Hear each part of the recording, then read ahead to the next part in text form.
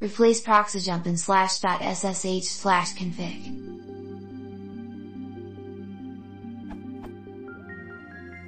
I am using ProxyJump in my /.ssh/config. My colleague is using an old version of SSH, which they are unable to update.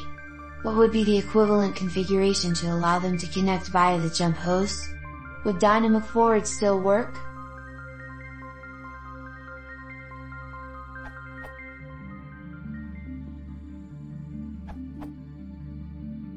ProxyJump was added in Open 7.3 but is nothing more than a shorthand for using proxy command, as in.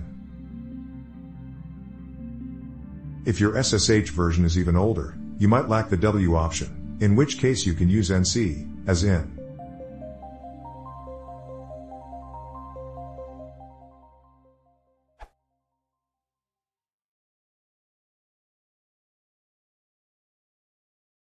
If you would not support this, please consider subscribing.